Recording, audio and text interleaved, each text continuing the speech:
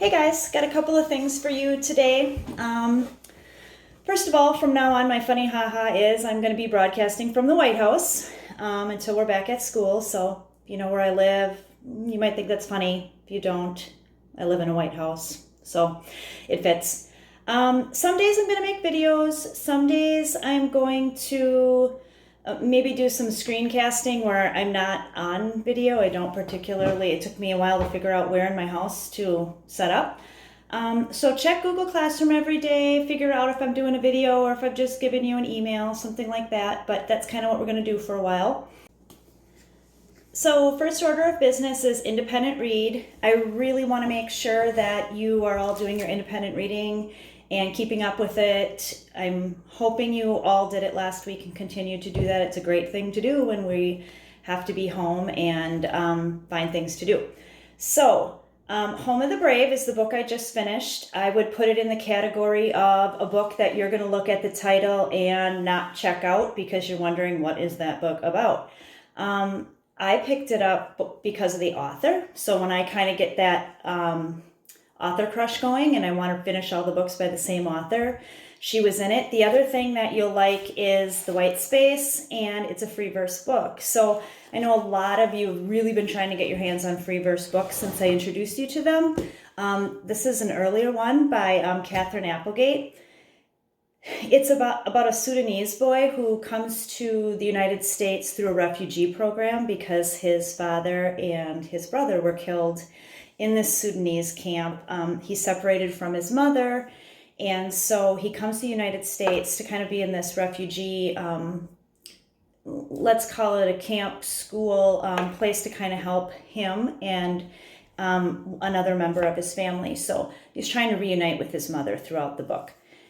Every time I read a book, I really think about how I connect to that book. And the whole time I was reading this, I was thinking it was like so timely for me to be reading this book.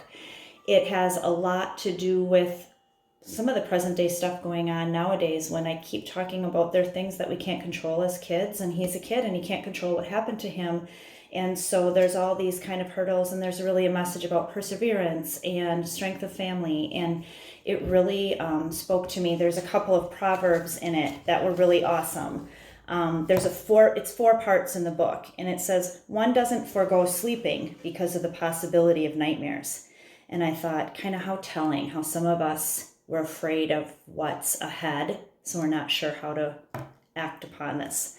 Another one was, when spider webs unite, they can tie up a lion. And I thought, I've really seen a lot of people in Brillion, people in the school community, people in the community in general, just really in their families, uniting and combining to do great things. So definitely add Home of the Brave to your TBR. So you've got your book home, your 3-subject notebook home, and you have that TBR list, and I'm glad that's in your hands. Okay. Catherine Applegate, while I was talking about her, she might sound familiar to you. She's the One and Only Ivan author. So if you haven't read One and Only Ivan, it's coming out in movie theaters, I think in August. And the second book of this series, yes, there's a second book of this series, is about Bob, the dog in here. So it kind of continues with Bob's story. But One and Only Ivan, can't wait to see the movie because such an awesome book. And then Wish Tree and Crenshaw are both by that same author, and they've been popular. I know some kids like the length of the book isn't too overwhelming. And again, that white space on a page doesn't seem real overwhelming to them either. But Wish Tree has a family that moves from another country, is somewhat discriminated against or not included.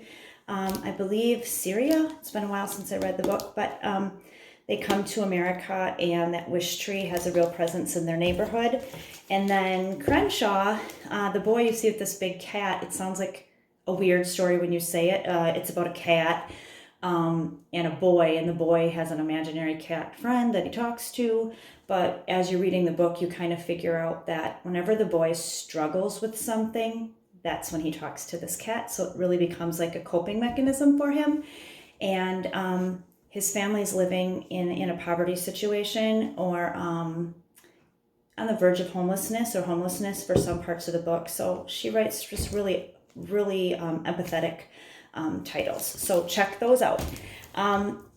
In terms of book checkout, I know you guys have a lot of books at home. If you need a book, or when I get to the point where we want books in your hands, we'll kind of have a book swap. I have an old wagon in the garage, and I'm thinking of how I can make it a little lending library. So when you do need another book, or you're like, can I have Ivan right now? I can put it out in the wagon, pull it out to the end of my driveway, and then we'll social distance you to a book or something. Okay, so we'll figure out a way to do that as this process goes on. Okay, so goals for today.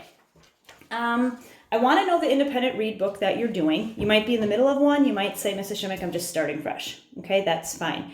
I shared a slideshow with you, which we haven't done before, but that's because we're doing the distance learning thing. And instead of me just keeping track in my notebook and in my files and in talking with you about what books you're reading, go ahead in that slideshow, pick a slide that you want, and you'll see I made mine already. The only thing I want you to do today is name, page you're on out of however many pages are in your book, and the title of your book. Go ahead and Google image that right in the slide. You'll see how it is. You'll have no problems doing that.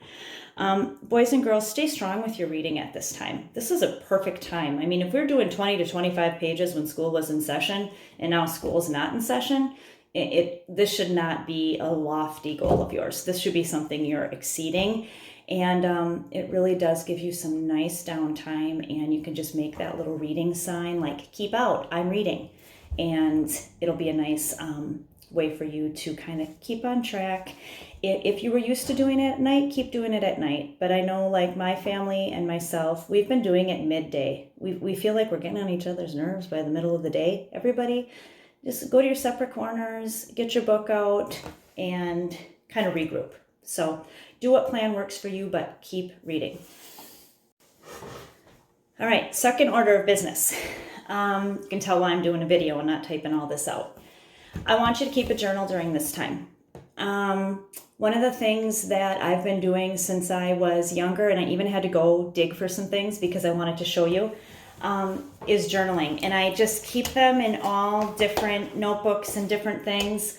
I have them from high school. I have good memories of things that have happened to me journaled, you know, my wedding and trips, and just pass around the notebook and write what you think, and the people who I'm on trips with. They're so fun to look back at.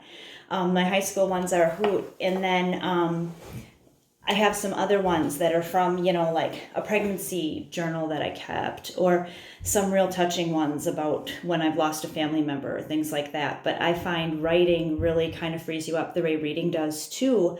But I like the reflection part of it. And I like that I'm a person that always doesn't speak my feelings, but I can write them really well. And so I like having that way to kind of write my feelings out. I found this really, really old one. You can see how old it is.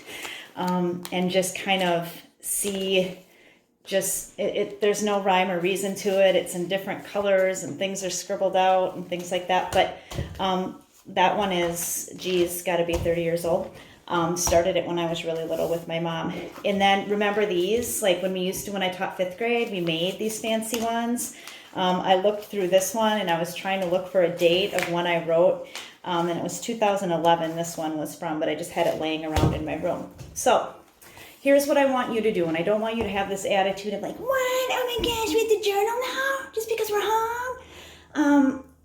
I don't want you to think of how many sentences do we have to write, and what is this about, and what kind of a grade, and what is there a format for this? I'm going to give you this Shimmick life speech, and I just want you to do this for you. I just want you to do this so you can reflect on what's happening around us. Like I said, I'm almost 50, and nothing like this has ever happened to me when I was in school, and it hasn't happened to you since you've been in school. And I think America right now is at this great, time in history. And I'd like you to document that just for yourself. You can pull it out years from now, okay? So you can get a brand new notebook if you want. Otherwise, you have 2 of these that you had for school this year. You can use the one you've been journaling in to teachers. Just, flip ahead to a few pages. You could rip out the stuff that you have in there already if you wanted to start new. That's what I did. I ripped out some stuff. But I want you to do 2 entries to start. And we won't be doing this every day, and I will give you some prompts, and I don't care how long it is, but I want you to do some reflecting. I think this is going to be a good experience. So you can see I dated mine, okay, and I started today, and I wrote a couple pages. Now remember, I'm an old lady English teacher. 3 pages is not hard for me to reflect and write about. Yours does not need to be that long. But the first page, I want you to just write something about, I'm writing today because of the pandemic.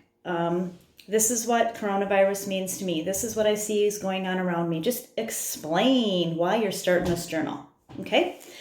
And then the second thing that you can do, because sometimes getting into those long written works, I made a little kind of diagram, and you can make one too. Yours does not need to be this in-depth and fabulous and all these branches off it and things like that, but I just put coronavirus and pandemic in the middle. I put words like outbreak, and then on all of my little prongs going off of it, I just wrote some different things that are coming to mind when I think of this, that I want to remember in the future. And I am thinking of my great aunt who's in a nursing home, and we can't visit her right now, and things we're doing around that. I'm thinking of other countries. I'm thinking of hand washing. I'm thinking of social distancing. I'm thinking of our local businesses and things that have been canceled, and school, and all these things. This is really just a low maintenance way to start. Just kind of get your feelings, look inward at yourself and look outward at the country and things that are going on in the world. And I think that'll be a really good start for you. Okay, good luck with that. The last thing I want you to think about is how you're going to work in Study Island. And you won't have a lot of things to do each day for ELA. We're not going to have an hour and a half long block on ELA every day. I'm going to give you some things to do like I did today. But one thing I want you to think about is where you're going to work in that Study Island time. And I still want you to shoot for those 2 blue ribbons a week. What I did is I changed it up a little bit because I won't be next to you to guide you if you have questions on some of the harder work. Is you can still get the blue ribbons in your map path. So go to your ELA map path, work on anything in there. Or I added all the 6th grade assignments in your 6th grade ELA class. So all of those are at grade level. There aren't going to be any that are differentiated or harder. And I know some of you had some assignments in there that were quite challenging, and you just want to work on that 6th grade work in the 6th grade. Totally fine with me. I'm going to go to my blue ribbon report page probably every Sunday night, get in that habit, and then I can award we'll still keep doing the All That in a Bag of Chips award for the kids who are really going that extra mile on Study Island. I think this will help you. I think it'll keep you, in a routine and help you with your skills. So we'll start giving those Chips awards away. My All That in a Bag of Chips award this week goes to Ava. Sorry, Ava, I couldn't resist. So Ava had the most blue ribbons this past week when we were only in school for 1 day. And I don't think she did it when she was at school because I didn't run the report. I ran it 17th through 22nd. So Ava, I will be asking you what kind of chips you want, my friend. That's all I got for today. Those 3 things. Get that independent read done in that slideshow. Get that journal started. And then think about how you want to tackle Study Island. Okay? Good luck.